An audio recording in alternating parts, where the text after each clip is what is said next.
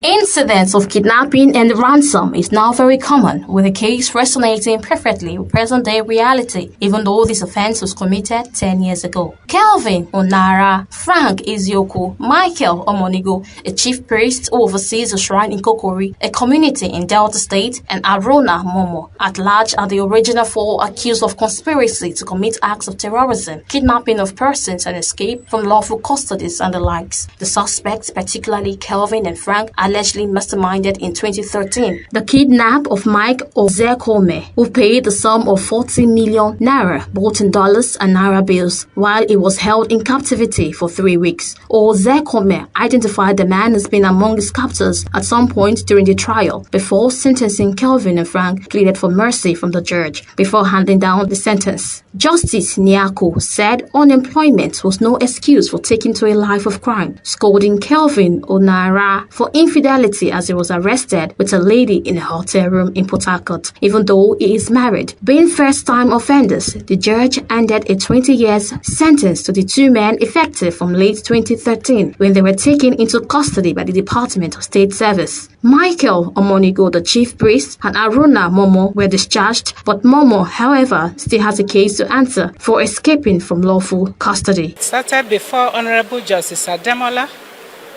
When he now retired, the matter was now given to my Lord Justice Nyako to handle.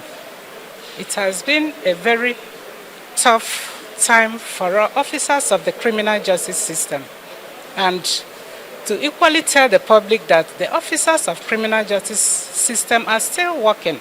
They don't put in the best she could, but there were a lot to take from there. So we will take necessary steps to make sure we appeal and have them released, because we believe sincerely from our own end that we make a good case, and there was no reason to convict them at all. There was no reason for that. We believe that in this case, the DSS went on a wild goose chase in this matter, and the court clearly made that point clear. My client was standing trial on a 5-count charge bordering on kidnapping and receiving illicit fund and all that. The court saw that it was just an empty charge, a very bogus one.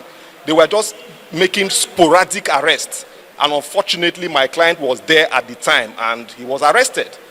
So the issue of escaping from lawful custody, when they arrest him, if they arrest him, they will now charge him properly for unlawful custody.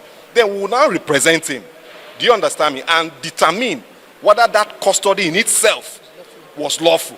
Conviction for terrorism acts are few and far between. Many therefore hope this conviction will serve as deterrent to those planning to kidnap people. Naomi Omasho, reporting for BTV News.